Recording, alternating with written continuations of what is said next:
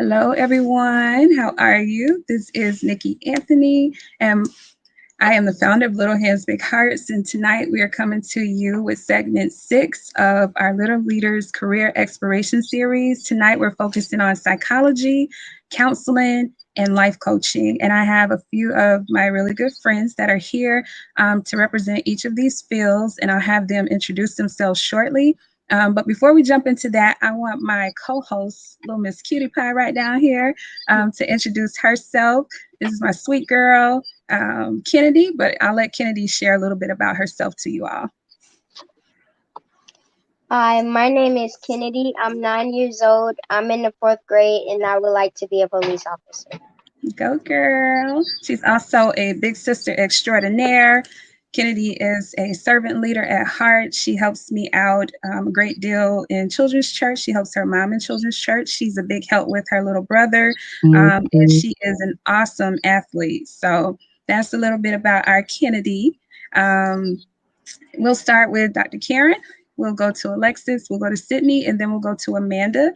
If you will share who you are, your profession, your ventures that you have going on, and tell our audience a little bit about yourself. Hello, I'm Karen Lott. I'm a school psychologist. I do work for an alternative school with alternative school students. I also have a mobile service where I offer academic, behavior, mental health counseling. I counsel with the students. I have consultation with parents if they need consultation as far as IEPs, the MTSS process, different things like that. That's about it. She is a special education guru. We've worked together before, and so I have her here because I trust her expertise. If you have a student that is struggling, that you need answers for, I would definitely say connect with Dr. Karen. All right, Alexis. Awesome. Hi, everyone. My name is Alexis Thomas. I'm a licensed mental health counselor in Jacksonville. I have a private practice with my business partner, Angela Malone, called Innovation Counseling Center. I also work in the school system as a military family life counselor, and I work as a virtual therapist on Talkspace. So I do all the, it's a platform of things I like to do. But I'm excited to be here and looking forward to being with everyone today. That's awesome. All right. Hello, everyone. Good afternoon. My name is Sydney Stewart. I am a certified transformational life coach. I specialize in career coaching and goal setting, and I love people. My specialties are resume revamping, image coaching, business coaching, again, goal setting and interview coaching. I love interview coaching. And my goal is just to help people develop both professionally and personally. So thank you for having me, Anthony. Thank you. Thank you for joining us. And then last but certainly not least, Amanda Albright. Hi, my name is Amanda, and I am the owner of Holistic Life Schools and Holistic Life Services. I am a licensed mental health counselor in the state of Florida, and I am a licensed professional counselor in the state of Virginia. Thank you. Thank you. Thank you for joining us. Kennedy, really quickly, do you mind reading our mission statement for me? Yes. The mission of Little Hands, Big Hearts, Little People Service Organization is to develop little people into servant leaders who think beyond themselves for the greater good through explicit and intentional opportunities for character development, selfless service to others, and community-based volunteering. Thank you. You did that so perfectly. We couldn't see your face, but you did it perfectly. You read it well, girl. So that is the purpose of this organization. At my core, I am an educator. A few of us on here are. I'm an educator, special education. I say it every segment. And so my heart is that people would get information that is going to not only better the life of their child and their child's future, but also prepare families for helping their children to move into professions that are fit for them. So we do exposure. And that's what the purpose of this segment is, and this series is for exposure. We want parents to get information. We want loved ones to get information. Whoever's raising that child, get information so that they know how to cultivate certain skills that they see, so that they know how to reach out, so that they know next steps once you get to 6th grade, once you get to 9th grade, once you in 12th grade, next steps, you know. So that is the purpose. And with that, we're going to move on into our panelist discussion. So I'm excited to hear everyone's responses. All right. Ken, you want to do the first question? Yes. Okay. What was your favorite subject in school, and was it an indicator of your current profession? Yes. So what was your favorite subject? And did that indicate what you're currently doing? And anybody could jump in. I was an avid reader in school.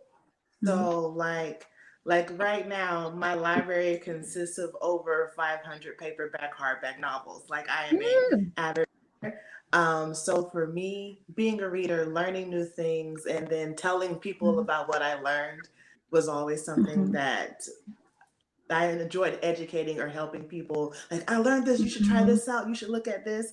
So that was my passion, was reading. So I really feel like it helped me in my counseling field, because you have to read all these textbooks and all these different books, learn things about counseling and how people act, and then in turn teach it to other people or be able to share it with other people. So I think my passion for reading, for learning, helped me to be the therapist I am today. Definitely. Leaders are readers. I mean, I know that's kind of cliches, but it's also the truth. Like, there is no real leader that does not seek out knowledge, that doesn't seek out information, that doesn't try to grow. You will never hit a peak in your career if you want to be good. You will always be someone that does continuing education. So that is an excellent, excellent, excellent skill. Thank you, Alexis. Anybody else? I guess I'll speak. My favorite subject was social sciences. So that's history, that's geography. So I loved, probably, and psychology actually falls under social sciences. So it may have been an indication of what I was going to be. I love analyzing history and people. So yeah, I believe maybe that was a segue for me. Amanda was actually a geography teacher at one point, right? I was a social studies teacher. I taught geography and history. Yes. Yeah. All right. Say it, Karen. So I would say starting out, reading was my favorite subject, and reading about true stories. And I think that was kind of like guiding me toward like more human behaviors, like why people do the things they do, why do they act the way they act. Not unknowingly to myself that was going to be the field that I ended up in. But when I look back, I realized that, yeah, I can see the connection there. Yeah. Excuse me. Mine was English and psychology. I'm like Amanda and Karen. I love, well, when it comes to English, I always would be the first one to want to help grade papers and make sure that all the I's are dotted and the T's are crossed. That's why I hate texting, because of the autocorrects and all of that. I'm just like, dang it. But I just, you know, and then psychology, I love analyzing things, observing, and just wondering why people do the things that they do. So yeah, that was one of my interests. Both of my interests. Okay. So the next question, what are the educational requirements for someone who wants to become a psychologist, who wants to become a licensed mental health counselor, who wants to own a school, so be an entrepreneur while also being an educator, while also being a counselor, who wants to be a life coach of any type, wellness, transformational life coach, relationship coach, whatever. What are some of those requirements, and do they stop as far as the requirements? So kind of speak to that. I was just thinking they don't stop. Like I'm still, even now I'm getting my license renews, and I'm like, I still got to get 5 continuing education hours by the end of the month. So for me, it was undergrad was my bachelor's degree, which is in therapeutic recreation. And then I got my master's degree, which was a 3-year program for clinical mental health counseling. And after that, it was 2 years postgraduate. So after I get my degree, I have to work and go to supervision and groups and lessons like that to take a test, a major test to get my license. And after my license, it's education courses for the rest of my life, as long as I want to keep my license together. So it's an ongoing process that I'm in the middle of right now. Yeah. And these can be yearly that you have to renew. They can be for educators here in the state of Florida, it's every 5 years that we have to renew. So it kind of varies between renewal dates and recertifications and all of that. So if you have someone that is looking into either of these fields, just keep in mind that you're continuing, your education continues, and that it's probably for the length and the duration of as long as you will be in that profession. And on top of all of that, you spend money to recertify and to renew, okay? And it's a lot of money. It's a lot of money. So just keep that in mind. All right, Dr. Karen, Sid, Amanda. So, and I just want to add, because psychology is basically the same as what Alexis just said. But if you have certification and license, which are 2 different things, you have to recertify every 5, but our license every year. So you have to keep up with that as well. So you're continuously taking courses, and you're thinking like, is this for my recertification or is this for my license? Can I combine the 2? But as far as getting your degree in psychology, or specifically school psychology, I would recommend, you have to have your bachelor's degree, of course, and then you go back to school for, it used to be just a master's program. Now they're asking that you have a specialist degree. So you have to go a little longer for that. But most times when people take it, it's so interesting till, I know it's like courses and yes, the test, but the classes are very interesting. So if that's your passion, is really rewarding, I would say. You learn. I never even thought I was interested in the brain, but I couldn't get enough of that class. Just hearing how the brain function. And then when we got to the diagnosing individuals, being able to diagnose, you start thinking about yourself, like, or your Uncle Charles. Oh, that sounds like my uncle. You start dealing with behavior. So it's very interesting, although I wouldn't let the amount of time that it takes to get the degree deter you, because most people say, oh, that takes too long and I don't have time. I want to get something now. But before you know it, those years, they actually pass by really fast, especially when it's something that you're really passionate about. Look at Karen messing up the family reunions, diagnosing people. I want to add to what Alexis and Karen was saying. And by the way, it's the same education. And I'm glad Ms. Karen kind of hit on it a little bit in terms of not allowing the years in college to deter you, because it can sound intimidating. But it is fun. If it's something you're interested in, it's fun. You'll get through it. Another thing I wanted to add to that is don't be afraid to fail, because nobody told me that it was okay for me to fail. And and I'm going to be very transparent right now. When I went to take that test that Alexis is talking about, that very, very big test, I failed it. and I thought life was over. But you just get up, you keep going, and you're not the first to fail. You won't be the last. It's okay. So I think that's really important for the young people to hear, because I don't think we hear enough of that. Yes, yes, yes. And it's actually through your failures. I'm learning through my program. I'm back in school for my doctorate, and I'm learning through my program for anyone who considers themselves a leader. For you to be an empathetic leader, you have to be willing to be vulnerable and share those failures that you've had. You know, who can connect with someone who's perfect when all of us are so imperfect, you know? So nobody wants to be led by someone who's never made a mistake, who has never failed, who's never fallen, you know, who always gets it right all the time. And I don't have time for a person like this, you know? So for me, I can be led by someone who is honest, who's raw, who's authentic, who's vulnerable, you know? And for your kids, that's something that you do. Thank you, Amanda, for bringing this up. You do need to teach your children, like, everybody's not going to get, you know, the award because they well. They participated well. Like, we don't do participation all the time. There are times when you're just not going to get an award, even though you played your hardest, you fought, you did whatever. And so what? Get up and keep going, you know? So yes, thank you for bringing that up. I'll come down off my soapbox. Anybody else?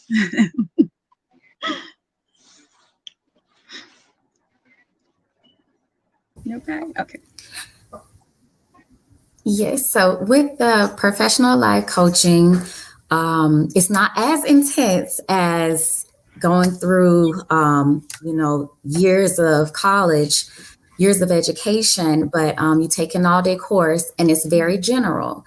You have all types of coaches that's in there, relationship coaches, financial coaches, business coaches, so many different fields. But after that, it's up to you to keep that, just like all of you ladies said, to keep that education going. So you network, you connect with people that are like-minded in that same field, and it's mandatory that you stay connected with your coach that coached you through getting through the certification process.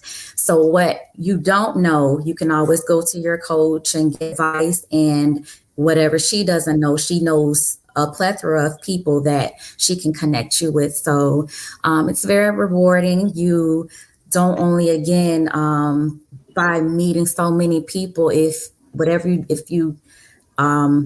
matter of fact, I'm dealing with a client now who's confident issues. So that's kind of, she's wanting image coaching, but I can connect with another confidence coach and get educated through her and get some advice where I can help her in that particular area of what she's going through. So it's like you ladies said, it's continued. It doesn't stop. So you learn something new every day, not only with them, but about yourself as well.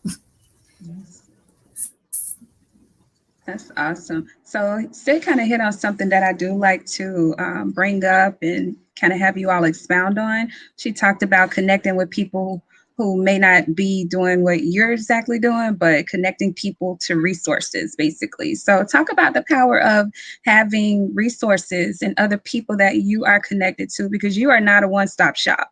You know, you specialize, your degrees are specialized, you know, and you may have someone that as close as you are to them, as much as you love them, as much as you want to help them, you just can't help them. So now what?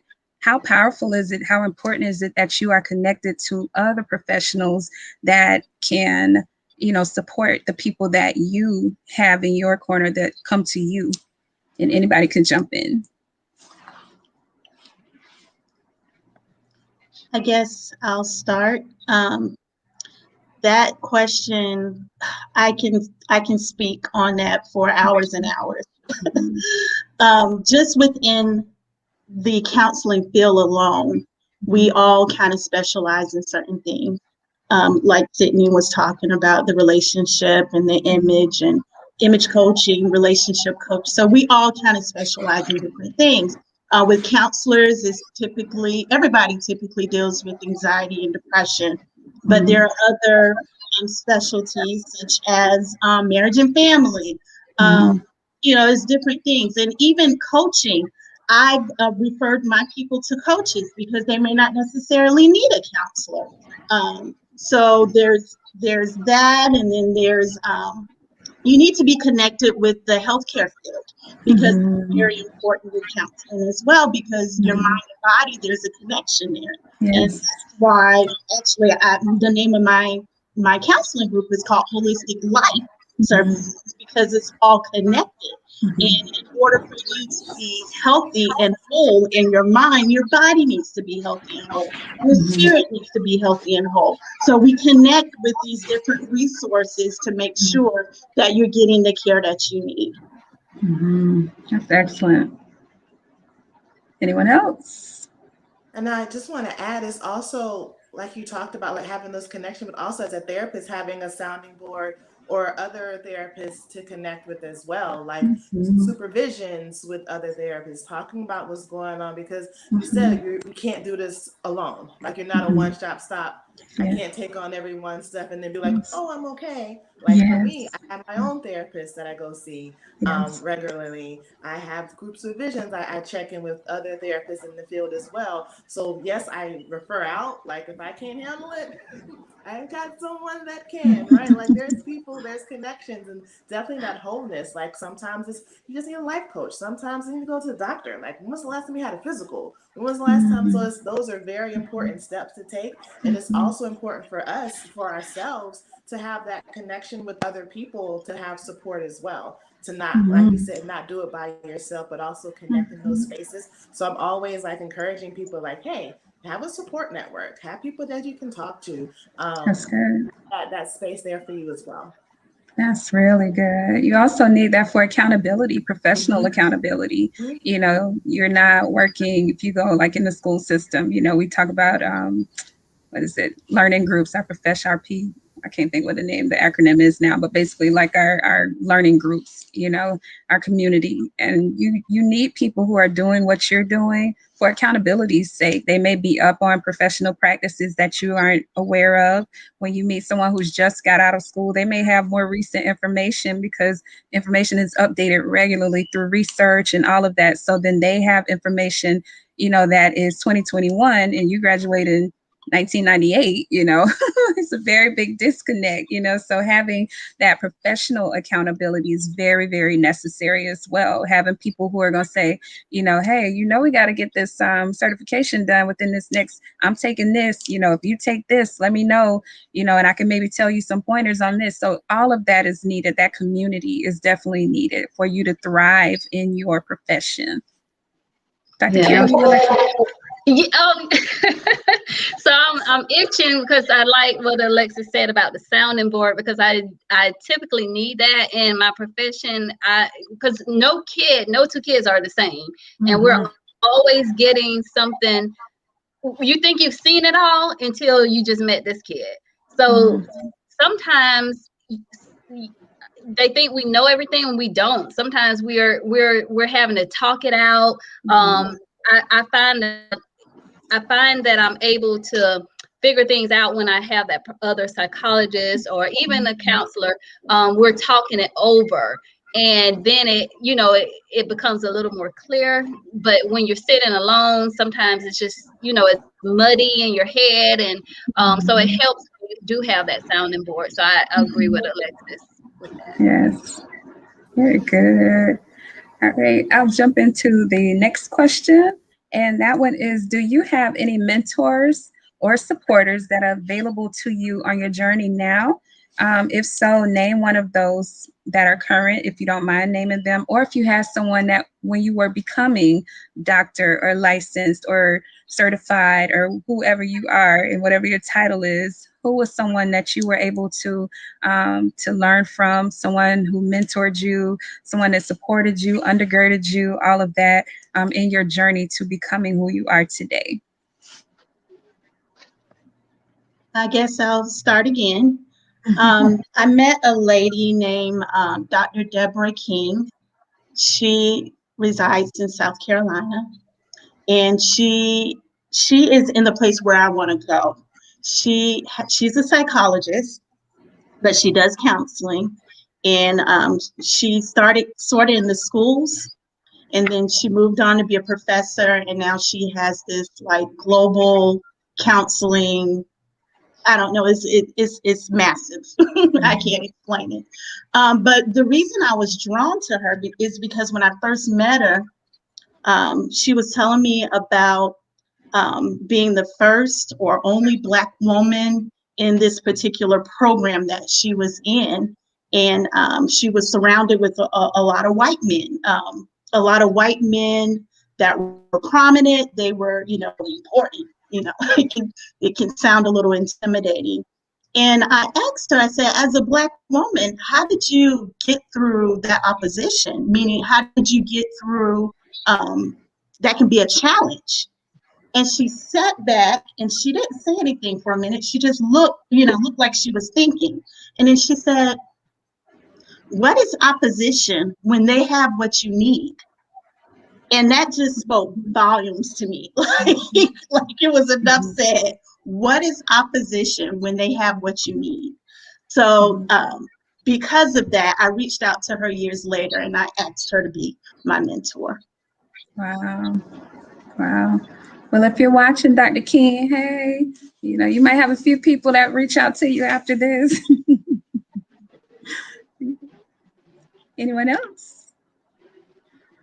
So I don't have a glorious story as Amanda, but I can understand how having a mentor, just to have as your biggest cheerleader as well. I would say my mentor not only taught me things, but when I doubted myself, they helped me realize that, I'm looking to other people, speaking on the good things other people are doing, and I don't look at myself and like, oh, you have accomplished some things, So my mentor speaking positive things into me, it just went a long way. So it helps me remember when I'm working with my students to also look for the positive in them, because it really does speak volume to them.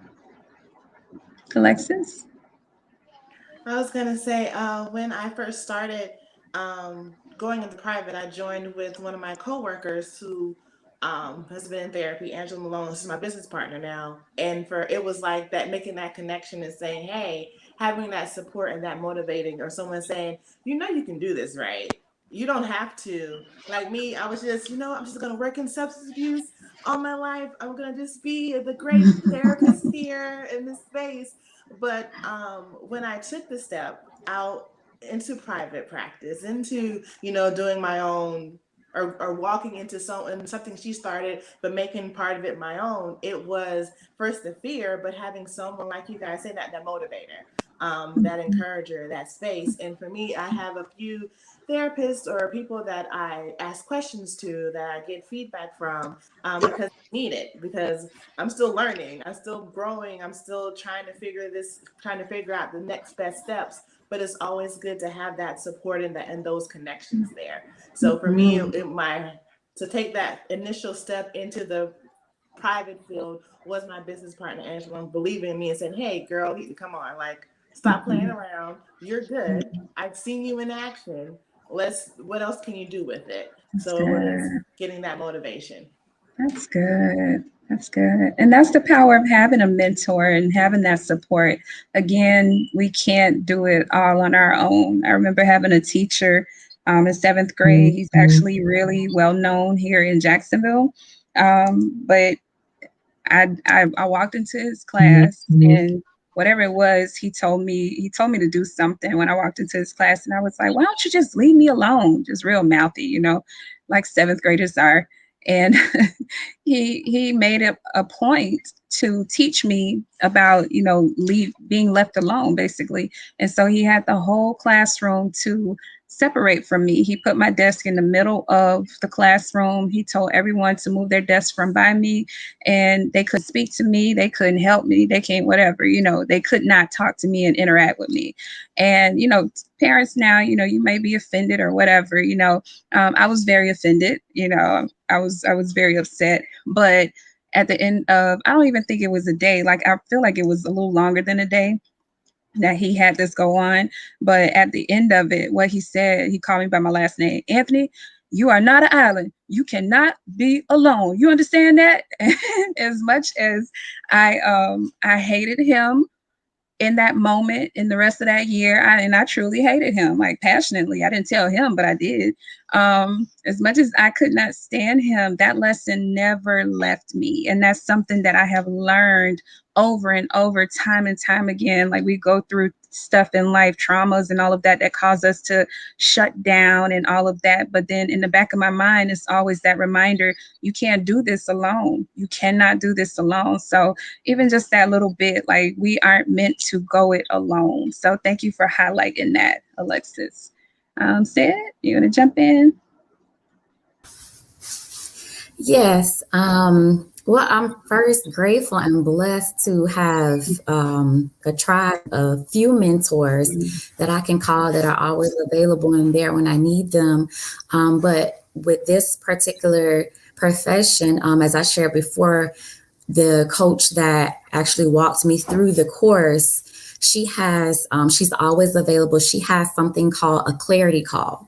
So whenever you're stuck or you don't really know what to do regarding a client or how to move forward, you can always call her. I mean, she's like, I text her like 5:30 one morning because I could not sleep. I was just like, how am I going to approach this? And she was like, hey, we can talk. You want to talk now? Or, I have some time available. Just let me know whenever you're free. So she walked me through the process. And when I got off the phone with her, I was so empowered. And I'm like, okay, yeah, I can do this. Because, every now and then you get to the point where you're like, is this for me? Like, do I really, maybe let me try something else. Let me be a bagger at the Winn-Dixie or something. Maybe that's, so just to give me that, that extra boost of confidence. It was very much needed. And like you said, Nikki, you always need someone, just when you feel like, oh, I got this,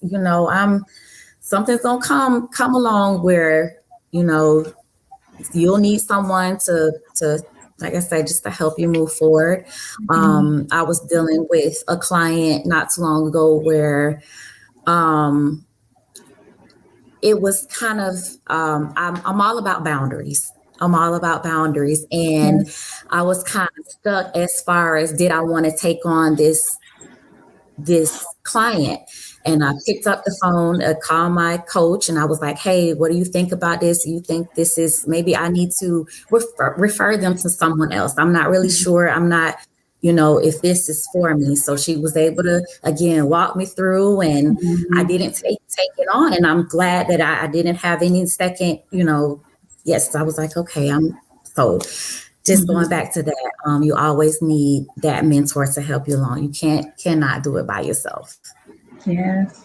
Kennedy wants to be a police officer, policewoman. Can you tell everyone who your mentor is? If I'm remembering correctly, is someone with Jax PAL, PAL? Yes, I Back up just a little bit so they can see you. Back up a little bit for me. There we go. Okay, go. Okay, she was a mentor, but I don't remember her name. But she was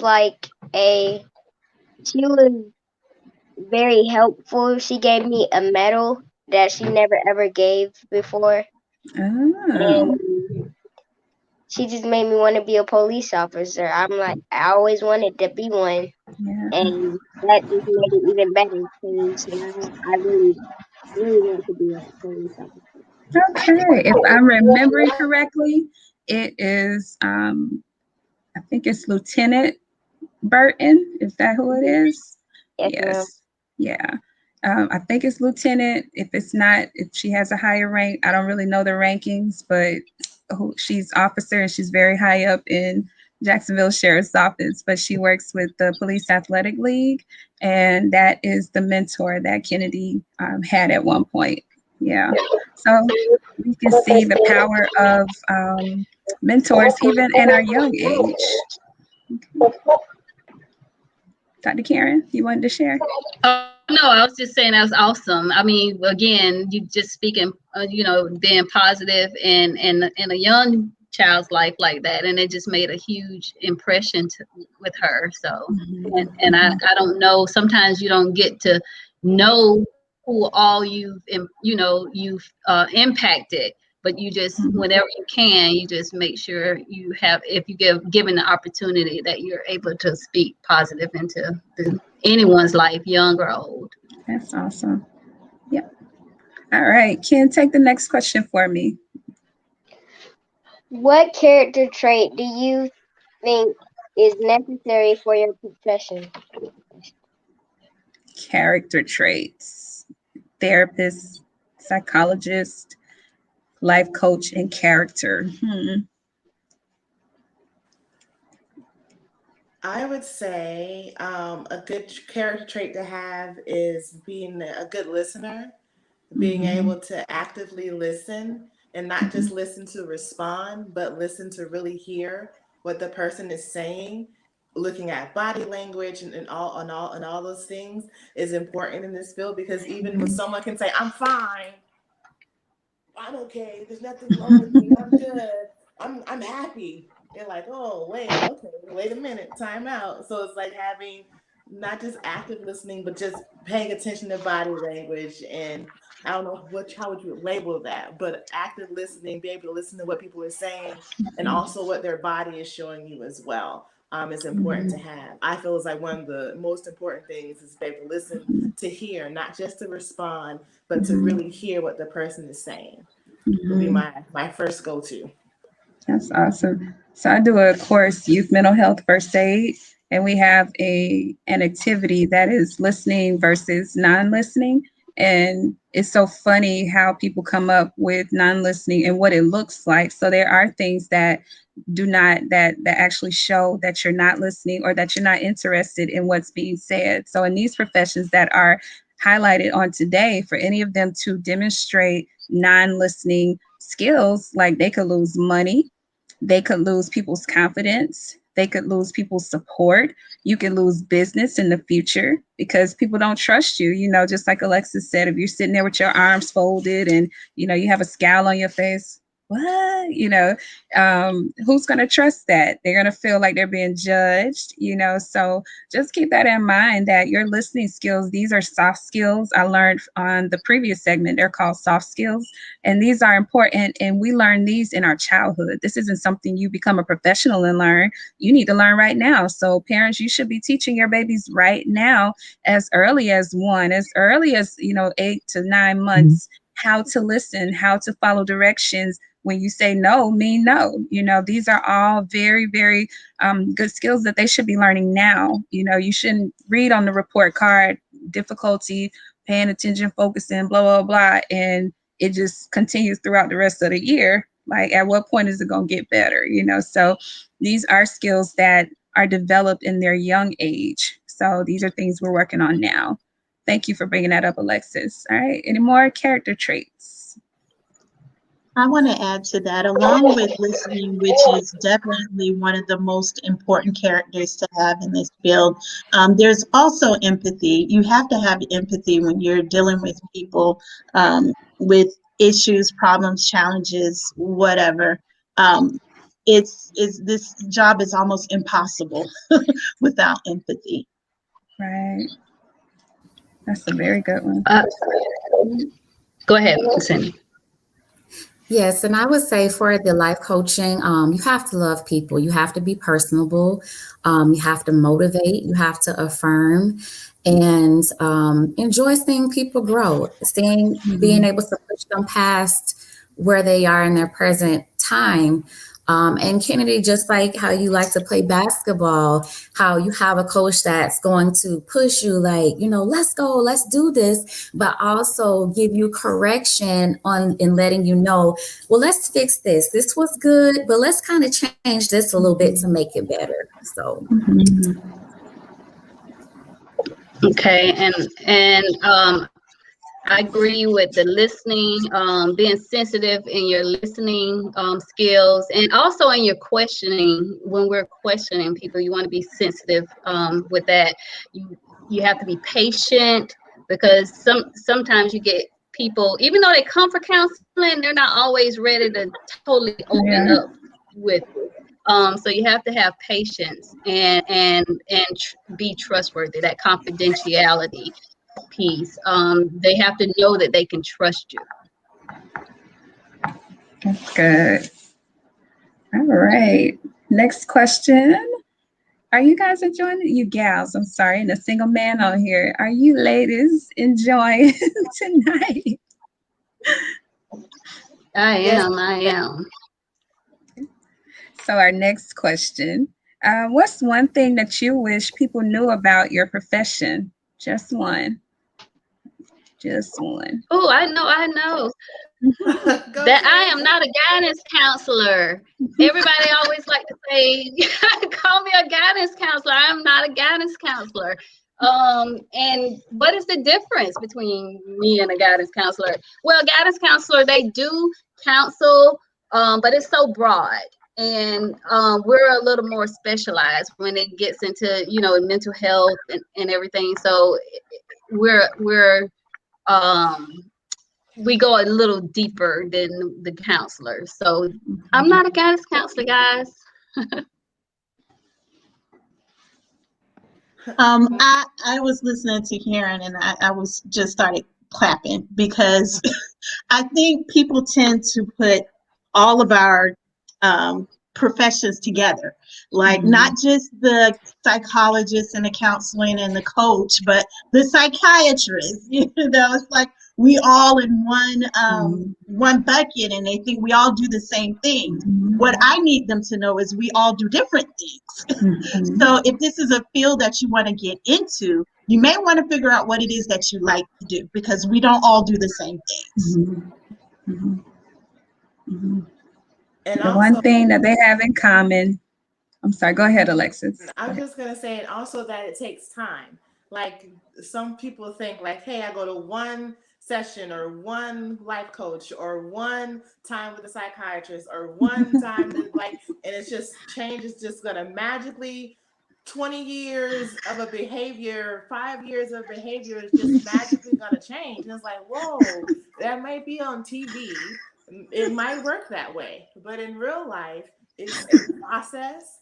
So it's like honoring the process of change. Yes. So my thing is, like, I tell it all the time, like, I've been here 2 days and I should be able to control my anger. Whoa, wait a minute. Like, no, it's a process. So it's like understanding that it is truly a process of change. That is excellent. If it didn't happen overnight, it's not going to be undone overnight. Oh my God. And getting them to trust the process. But Miss Alexis, they don't give you guys the magic wand, and when you take the big test, it doesn't come with the magic wand. Deborah, it doesn't work. My one, I think the batteries are broken. Or I came with the wrong instructions or something. Oh, gotcha. I learned that I'm sorry. I was just gonna say I learned that the magic word is bibbity boppity boo. Boppity boo. So you gotta say it right. You must not be saying it right. I don't even have a counselor degree, and I know the words. It don't work for staffing specialists, but if I were to switch over, I got it. I bet that. Should come in fine print to the bottom. We do not do everything. It does not happen in one day. Yeah.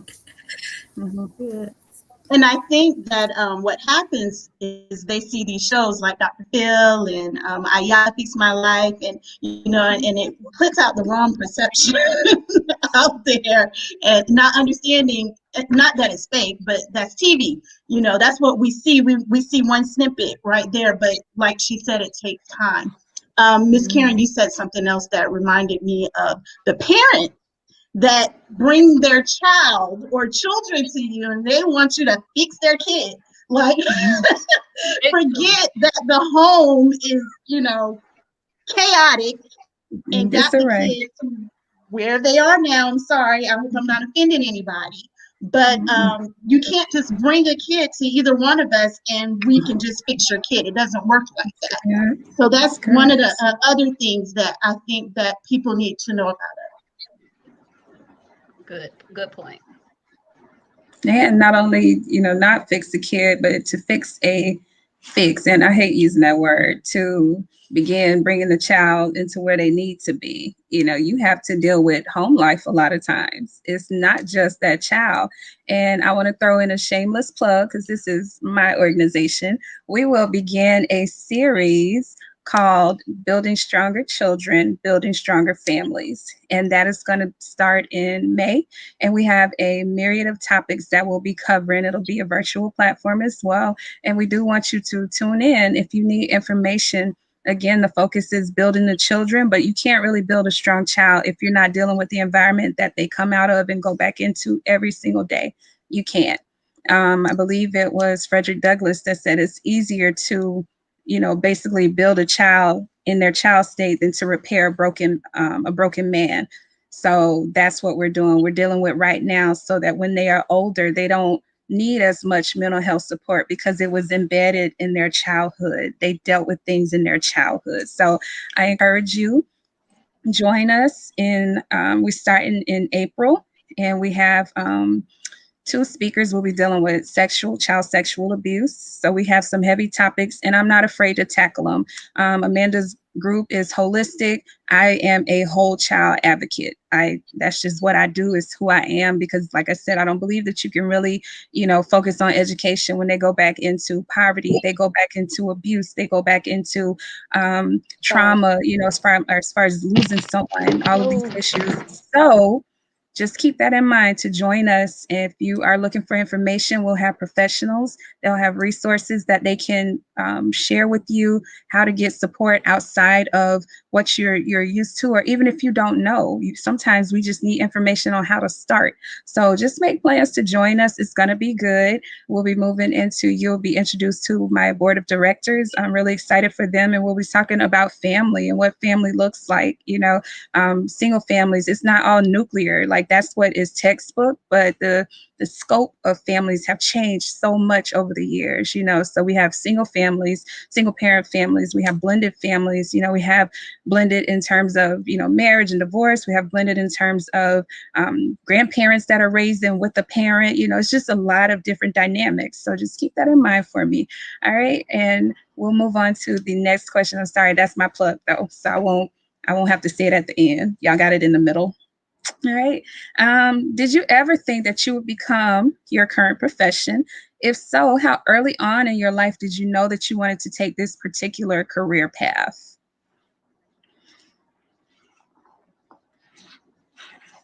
I guess go ahead, Alexis. I've been going first too many times. I was thinking when I first started, my goal was to be a lawyer. And then it went from being a lawyer to being nursing. And then I got into college and I had my first I did all the courses, and I took my first human anatomy course, and I had to dissect a cat. And I was like, you know what? Maybe this isn't for me. Like, maybe this is not the job I need to take. And so I ended up taking a child life specialist course, and I fell in love with that space. So I became a certified therapeutic recreational specialist. So I worked in nursing homes. I worked in VA hospitals and things of that nature. And from there, it transpired into, I like helping people. What's another avenue I can help people in? And that led me to counseling. So it started one place, and I slowly trickled into the therapy that practice I'm in now. But I still have some goals and some dreams. Like, I think my passion for books keeps popping up for me. So I've been looking at like bookstore, maybe like, what does that look like? So there's like different things out there. But for me right now, the space I'm in right now, counseling, it led me here from being a lawyer to a therapist. Here I am. And you bypass cat dissection. Anyone else? I would never think I'd be here where I am today, doing life coaching. When I was younger, I said I wanted to be a singer, and that was all there was to it. I loved law. I love everything criminal justice, but I was like, I'm going to sing. Like, don't tell me otherwise. So about 7 years ago, I was working at a nursing college, and I was admin assistant to the director of nursing. And her her role, like she was busy, she was everywhere, she never had time to do anything. So I took on a lot of her responsibilities. She would say, hey, I have someone come in to interview.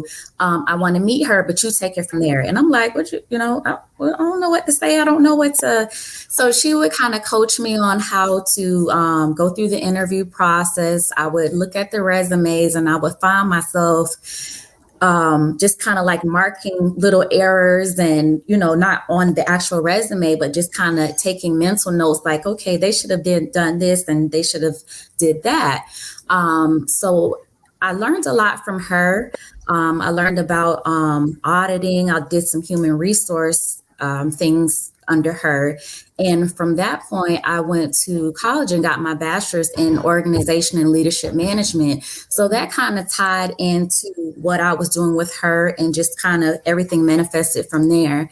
So that's about 7 years. Everything kind of shifted and I am where I am today.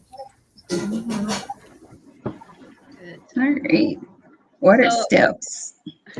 So I would say I started out sort of like Alexis. Well, I always knew I wanted to teach because I was like Sydney grading papers as a child. I had to be a teacher. I told my high school teacher that I wanted to go graduate and be a teacher, and she said, oh no, I don't think, you know, they don't make much money, so I don't think that's good for you. So that just threw me. I didn't know what else I wanted to do. So my mom and aunt are nurses, so I said, okay, I'll be a nurse. Took that course. I was like, I'm not dissecting anything, so that didn't last long at all. So I went back and I became a teacher. So I always knew I wanted to be in the field of education. I just didn't know that the field of psychology is where it was going to lead me. But I'm still an educator at heart, but I'm also educating parents and teachers and students, you know, with the behaviors, academics, strategies, and different things. So it's in me. So Yeah. Great. I believe that my profession chose me and I didn't choose it. Before the 8th grade, I thought I wanted to be a pharmacist. But one day I was walking to school walking to my class with one of my friends, and she was telling me something that was very personal to her. And at the end of the conversation, she says, you know, you are a very good listener. You should be one of those counselor people. So she planted the seed in 8th grade. And so I wanted to be a counselor ever since. It's kind of the same for me, Amanda, as far as working with children and going into 9th grade. I was able to work a summer program here in Jacksonville with a man named Coach Washington. He had a summer program and he kind of placed most of the people, most of the kids at daycares. And so that was my first summer job at a daycare. And probably 3 summers after that, I worked in daycares. And it was just always, you know, this joy of working with little people. When I worked in church, I worked with children, you know, in the children's church, the babies in the nursery, you know, always had a job with the exception of, I think, 2, where I was working with children, you know, so just like you, Amanda, I think it kind of chose me and, you know, kept going from there. We have a comment for Amanda's story. I love your story from Valerie Esquero. So thank you, Amanda, for sharing. I love all y'all stories. Thank you. Kennedy, do you have another question? No, ma'am. Nope. Okay. So we will do one more question. And I always like to ask this one and then we'll wrap up. This hour has gone by really fast. So the last question is, what insights have you gained about yourself in your career advancement? What insights have you gained about yourself in your career advancement?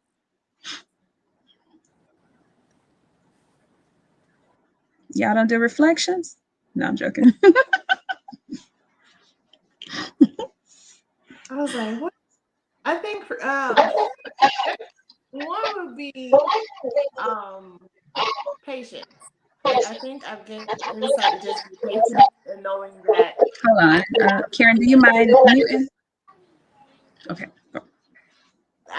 To know that, hey, I can have an idea and to be patient that it's going to come in fruition later on down the line. So like even starting private practice, it was, I got one client. How am I like, oh, okay, I got 2 clients. Oh, okay, now I have a wait list. Like, oh, like I started 3 years ago. That's Now there's a awesome. wait list of saying, hey guys, I can't see you till 2-3 weeks from now because I still work in the school and I still have a passion there and I do this in part time. But it's like, okay, so be patient. Because when I saw like, oh, maybe it's not gonna work. Like maybe I can't do this. Maybe this isn't gonna be there. So I think for me it was just having patience. My patience was for what I've learned about myself. Just be patient, just be diligent, and not to give up. Because there's plenty of times where I've been like, man, I don't even know if I need to pay for this office. I don't even know if I need to have two phone lines or an iPad and all this other stuff. I don't know if this is the right thing to do, but just having patience and diligence in this space is something that in this profession has really shown for me. Awesome. Next. Okay, I would say just learning to take care of myself first. I just seem to give and give and give, and we take work home, and then you have a mentor to tell you, hey, you got to take care of yourself. You can't take care of anybody else until you take care of yourself, unless you take care of yourself. So being mindful of my own health, mental health, rest, getting enough rest. Those type of things, I always have to be mindful of those things because I tend to overdo things a lot. So I have to stay mindful of those things.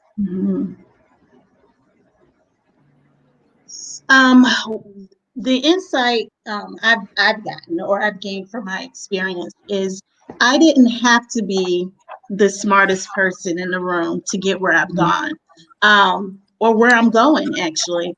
I think when I was little, I always thought that you had to be the super smart person, but I wasn't always the smartest person. So no, you don't have to be smart. You just have to be ambitious, and you got to keep going and don't quit. There is some level of intelligence that's needed, though, right?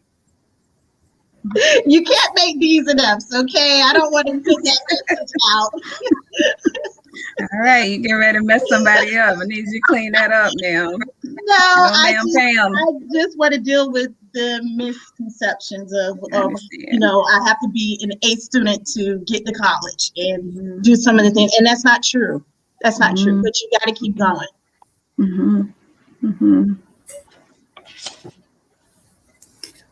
And I would say I'm kind of like Alexis with being patient, just trusting the process and knowing that, I've been, it'll be almost a year that I've been doing life coaching. And at first it started off very slow and I was just like, oh my God, like, I don't think this is for me. There's no demand for it. Who wants to coach? Everybody knows everything. And that's just the way the world we live in. Everybody knows, no one needs help. I've got it. So just to trust the process and just continue to hone in on the gifts that God given me to be able to help others work and to network. It has helped me open up because I keep my circle very small. So it's allowed me to be able to just network and connect with all kind of people, like-minded people. So, yeah. That's good. That's very good. All right, so we have actually come to the end of 7 o'clock. Really quickly, I wanted to share just a few of the topics that you can expect in our Building Strong Children, Building Strong Families series. We have, this is not in any particular order. I just want to give you some of the content. Establishing positive and healthy friendships, what that looks like, building resilience in children, protective factors versus risk factors, building a positive mental attitude. I was in an organization called Youth Leadership Jacksonville, and that's the award that I won, Positive Miss PMA. And so it was every, all right, guys, like a cheerleader, give me a P, give me an M, give me an A, probably less, hair shaking and whatever. Substance abuse doesn't look like it once did. So being in the home, in this age of, pills and medications and all of that, how substance abuse has taken on a different look. It's not what our parents experienced with the heroin and all of that. And I know this is heavy content. I don't make an apology for it, though, because it's still reality for a lot of the children that many of us already work with. You know, it's a reality. So we're not going to, you know, sit with our heads in the ground like it doesn't go on, because that's a lie. It's a fallacy. So we're not doing that. Balanced child rearing, you know, spoiled rotten. What does that look like? You know, what's the balance in it?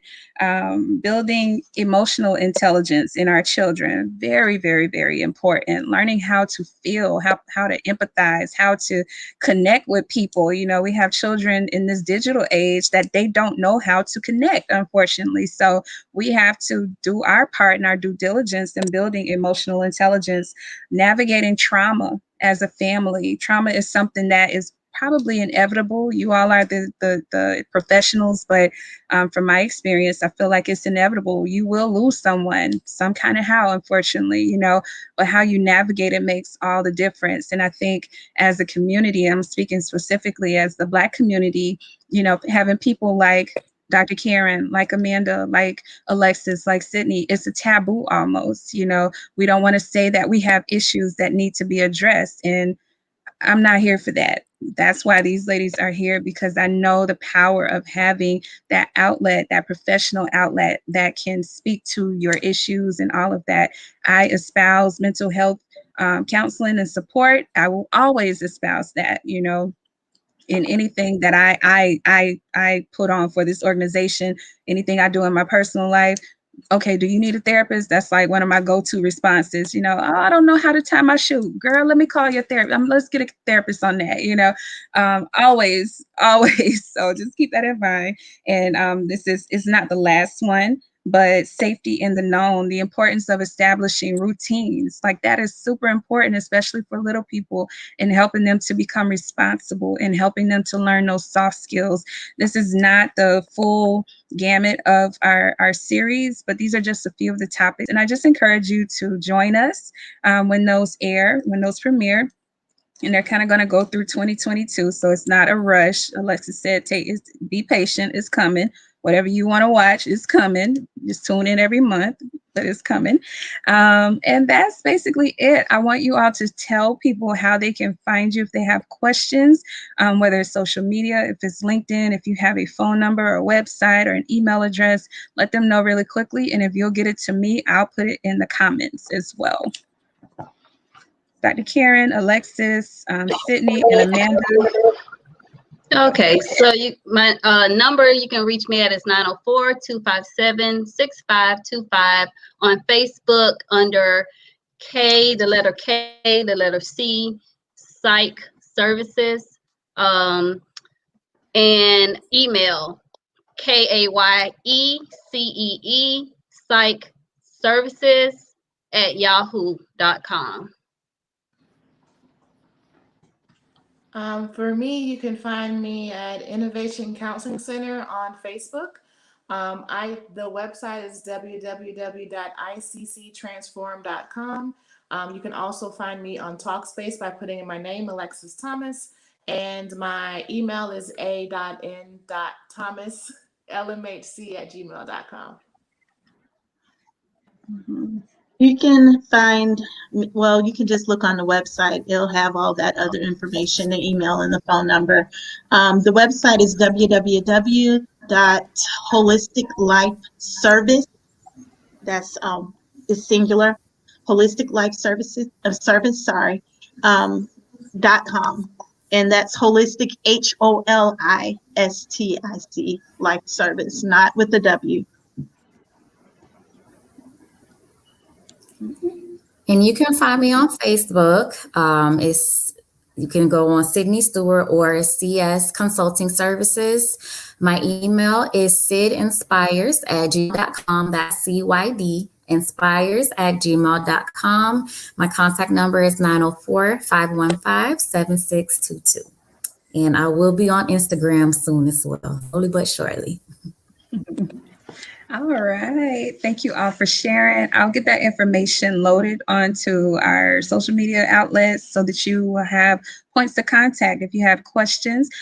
These are businesses, so please be mindful that if you are reaching out to them, they may have some consultative stuff that they do, but these are also business women. So these are for fee services. Okay. I just want to thank all of you for joining us tonight. I hope that our audience has enjoyed themselves. Those who will watch in the future, I hope that you gained something from watching this segment. And I want to thank you all for joining us. I appreciate you. I thank you for what you do on a daily basis to help improve the lives of people, of children, adults alike. I want to thank my little co-host. She has been everywhere. Thank you for joining us, Kia. You did an excellent job tonight. Absolutely excellent. I'm proud of you. And again, my name is Nikki Anthony. I am the founder, and I want to tell you good night. And I thank you for joining us. You all have a wonderful evening. Hit share on our broadcast. You all share it to your page and like. If you haven't liked our page, follow us and stay updated for the things that we have going on. Have a wonderful night. Good night, ladies.